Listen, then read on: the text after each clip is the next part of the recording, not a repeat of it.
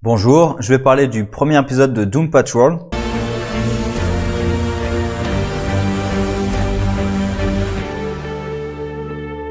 Globalement, je vais pouvoir résumer ce que je trouve de bien et de mauvais dans l'épisode par son titre, Pilote.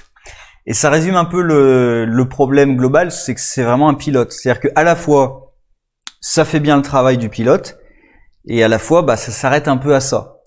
À la fin, ça a l'air de s'ouvrir vers quelque chose d'un peu plus délirant que ce qui est présenté dans le pilote. Donc, j'attends vraiment de voir la suite. Je pense quand même que le ton de la série sera plutôt donné par la suite que par ce qu'on vient de voir là. Parce que là, vraiment, l'épisode sert quasi exclusivement à présenter les personnages.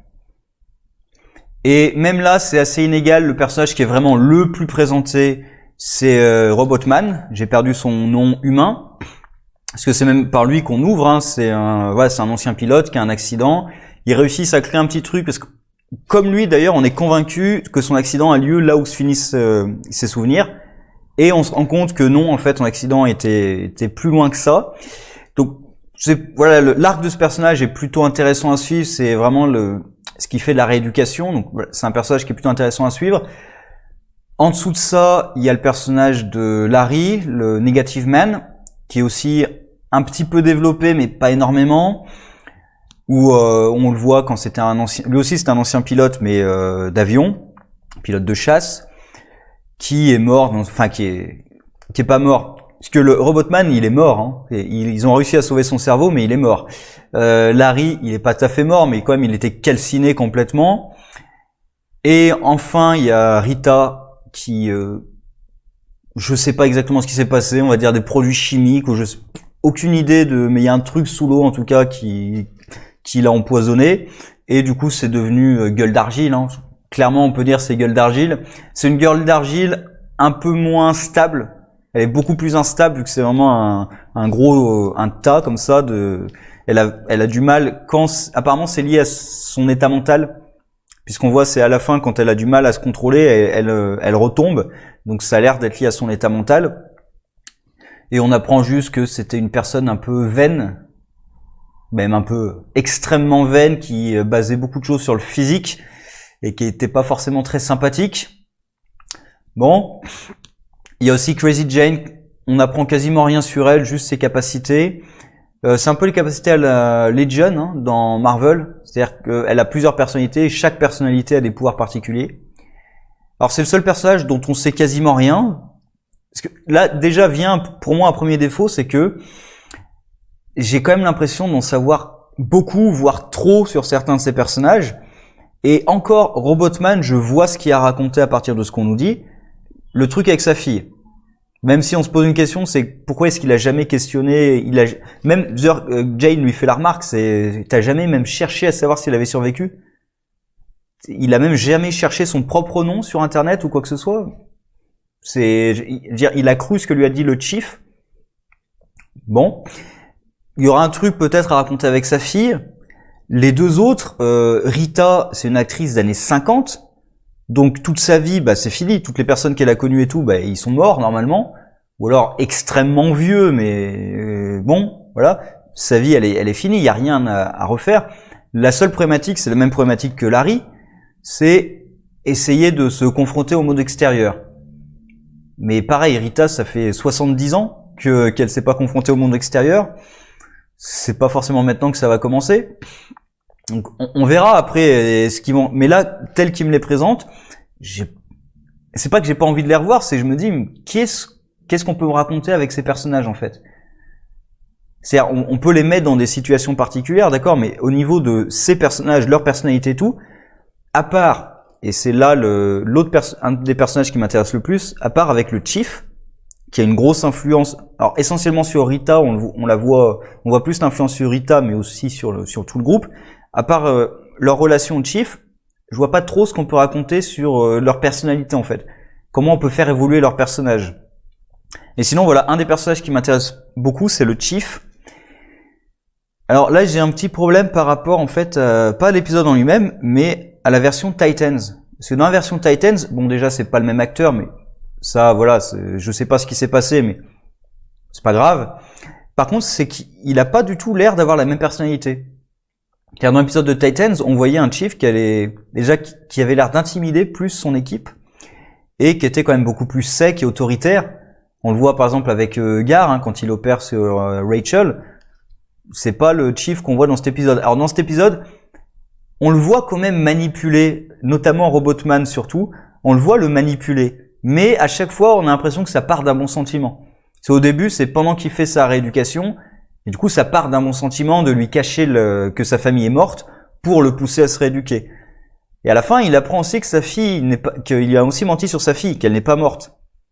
Et du coup, là, le Chief aussi a menti, et pour lui, ça part d'un bon sentiment, parce que sa famille ne l'acceptera jamais, donc autant lui dire qu'ils sont morts pour lui éviter de la douleur et tout.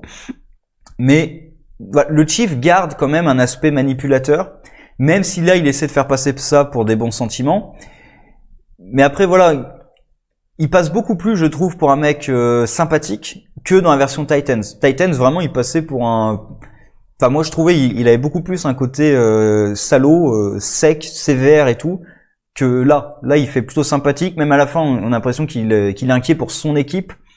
Parce que je suis pas un gros lecteur de Doom Patrol. J'en ai essentiellement lu dans des crossovers, en fait. Et le Chief est un manipulateur. C'est vraiment, il manipule son équipe. Et même, on apprend d'autres choses sur le Chief qui, justement, peuvent être intéressantes. Si la série va vers ça, ça peut être intéressant d'utiliser le lien entre les personnages de l'équipe, surtout les plus anciens, et le Chief. Enfin, j'ai les plus anciens. Ce qui est Robotman, finalement, il est ancien. Ça fait 20-30 ans maintenant qu'il est avec l'équipe, hein, vu que c'est fin des années 90, son accident, donc ça fait une vingtaine d'années. Mais comme c'est celui qu'on a suivi, d'ailleurs sur la gestion du temps, il y a une grosse ellipse temporelle. Du coup, ça fait un truc un peu bizarre parce comme en plus les personnages vieillissent pas, ça donne l'impression vraiment qu'il est avec l'équipe depuis très peu de temps. Ça fait un effet assez bizarre, je trouve. On a vraiment l'impression que ça fait que quelques semaines qu'il est avec eux, alors que ça fait une vingtaine d'années. Je trouve ça un peu bizarre, un peu mal géré. L'ellipse temporelle, pour moi, ça va un peu trop... Ça donne vraiment l'impression que son temps est très réduit. Et que l'équipe est nouvelle. Alors qu'en fait, l'équipe, avec Robotman, ça fait au moins 20 ans, je pense. Rita, elle est là depuis au moins 70 ans, parce que c'est une actrice des années 50. Larry, je sais plus exactement sa date, et Crazy Jane, elle est là depuis plus longtemps que Robotman aussi. Même si elle était partie pour un moment, elle est présente elle est associée à l'équipe depuis plus longtemps que lui. C'est une équipe quand même qui est assez ancienne, mais comme c'est le premier épisode, on a l'impression qu'elle est nouvelle. C'est un peu particulier. Mais bref, voilà, le Chief, ça peut être intéressant de l'utiliser. Je vais pas forcément dire ce que je sais de lui dans les comics parce que ça peut spoiler des choses. Après, il y a aussi, comme j'ai dit sur l'ellipse temporelle, il y a la question de pourquoi ils vieillissent pas. Parce que tous les personnages de l'équipe, à part peut-être Crazy Jane, ça se justifie par leur pouvoir et leur capacité. Le Chief, déjà, ça se justifie un peu moins. Mais de mémoire, dans les comics, il y a un truc qui permet de justifier qu'il va pas vieillir. On verra s'ils vont emprunter cette route, mais j'ai l'impression quand même. Et à la fin, donc, on a l'arrivée du grand méchant, Mr. Nobody, qui est le narrateur de l'histoire. Bon, ça aussi, le truc, c'est qu'on a déjà beaucoup de films ou des séries, je suis pas sûr, mais des films en tout cas. Même de séries, ici, on a quelques-unes qui travaillent sur la déconstruction du héros. La déconstruction du super-héros. Et du coup, voilà, avoir un narrateur qui est le super-vilain et qui fait de la déconstruction du super-héros, je vais pas dire que c'est banal, mais c'est vrai que c'est commun. C'est plus quelque chose de complètement novateur. Moi, en tout cas, j'ai l'habitude d'avoir ce genre de choses, la déconstruction du héros, avec des héros losers aussi. Pareil, quand il dit vous avez marre des trucs de super-héros, on va vous présenter des super losers. Mais ça aussi, c'est commun en fait, les équipes de super losers. Hein. Même dans Gardiens de la Galaxie, au final, c'est une équipe de losers dans les films. C'est ça, enfin.